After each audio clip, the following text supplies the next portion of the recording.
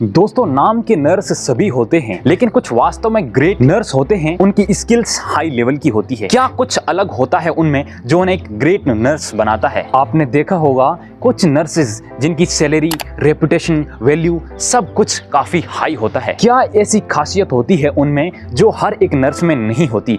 आज आप इसी के बारे में जानेंगे। 5 ऐसी पावरफुल स्किल्स जो कि आपके नर्सिंग करियर की हार्ट बीट होती है और उन्हें आपको जरूर जाननी चाहिए। ये स्किल्स न सिर्फ आपके नर्सिंग वर्क को इजी बना देगी, बल्कि पेशेंट की जान तक बचाने में अहम रोल प्ले करेगी और आपकी पोजीशन को नेक्स्ट लेवल तक पहुंचा देगी। जिसमें सबसे पहली स्किल है क्लिनिकल नॉलेज और टेक्निकल स्किल्स का होना।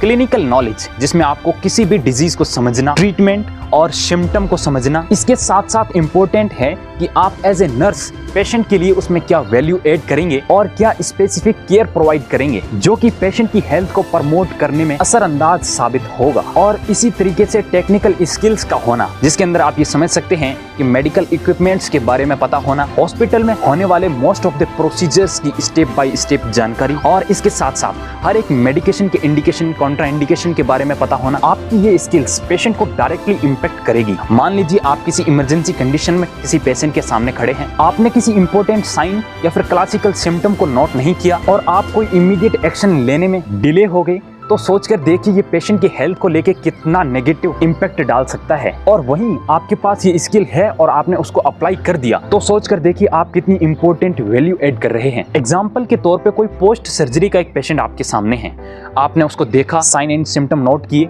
जिसमें लो ऑक्सीजन, स्वेटिंग हो रही है, शैलो ब्रीदिंग और पेशेंट कंफ्यूज्ड दिख रहा है। इन्हें नोटिस करने के बाद आपने अपने क्लिनिकल नॉलेज और टेक्निकल स्किल्स को यूज करते हुए हाइपोक्सिया को असेस किया। उसके बाद आपने ऑक्सीजन सैचुरेशन चेक की, वाइटल साइन चेक किए। इसके बाद तुरंत आपने ऑक्सीजन मास्क रेडी करके ऑक्सीजन थेरेपी प्रोवाइड कर दी और डॉक्टर को भी इन्फॉर्म कर दिया। तो आप लोग वास्तव में कितनी वैल्यू ऐड कर गए, जो कि एक पेशेंट की जान तक बचाने में मेजर रोल प्ले कर रही है। ये स्किल्स आपके नर्सिंग करियर को कितना बेहतरीन तरीके से आगे बढ़ा रही है। तो आपको ये भी पता होना चाहिए कि ये स्किल्स आपके पास आएगी कैसे।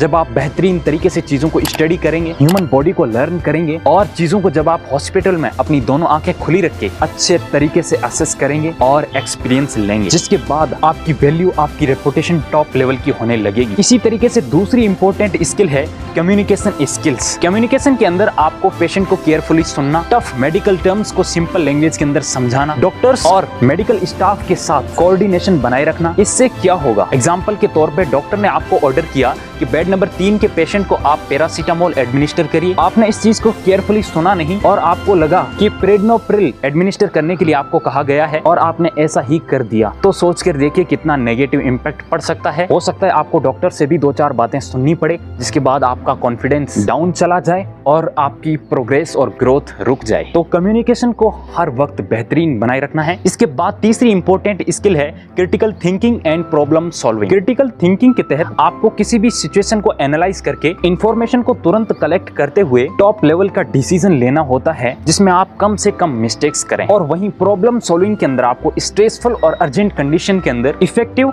और ऑप्शनल सॉल्यूशन निकालना होता है, जिससे कि आप और आपकी टीम उस स्ट्रेसफुल और अर्जेंट कंडीशन से बाहर निकल कर आए। चौथी और सॉफ्ट स्किल है कंपैशन एंड पेशेंस। कंपैशन में एक नर्स जेन्युइन केयर, काइंडनेस और इमोशनल सपोर्ट प्रोवाइड करती है पेशेंट को। और वहीं पेशेंस के अंदर आपको काम और सपोर्टिव रहने की जरूरत होती है। जब पेशेंट पेन की वजह से डरा हुआ हो, एंग्री हो या फिर अनकोऑपरेटिव हो, तो नर्स जो हौसला देती है उससे पेशेंट सेफ और फ्रीली फील करता है। एक रियल लाइफ एग्जांपल आपको बताते हैं। एक बार किसी हॉस्पिटल के अंदर एक अल्जाइमर का पेशेंट होता है। उसे कुछ भी पता नहीं कि वो कहाँ है, क्या कर रहा है। वो चीखने चिल्लाने लगता है, अपनी आईवी लाइन को निकालने की कोशिश करता है, अपनी उस वाइफ को बुलाने की कोशिश करता है जो कि कई साल पहले गुजर चुकी थी। तभी एक स्किल्ड नर्स उनके पास आते हैं और उनसे कहते हैं, मिस्टर शर्मा, आप इस समय हॉस्पिटल में बिल्कुल सेफ हैं, आपकी बेटी जल्द ही आपके पास आ रही है। और इस तरीके से बातें करके उनके अटेंशन को सही करती है। कुछ देर उनसे और बात करती है और इसके बाद कुछ देर बाद पेशेंट नॉर्मल हो जाता है और मुस्कुराने लगता है। ऐसी कंडीशन में सोचकर देखिए दोस्तों, पेशेंट और उसके घर वालों की तरफ से जो दुआएं आपको मिलती हैं, उनकी डेप्थ को हम और आप समझ ही नहीं सकते। आखिरी और पांचवी इंपॉर्टेंट स्किल है टाइम मैनेजमेंट एंड मल्टीटास्किंग। अपने हर एक काम को टाइम पर इस तरीके से करना और बैलेंस बने रखना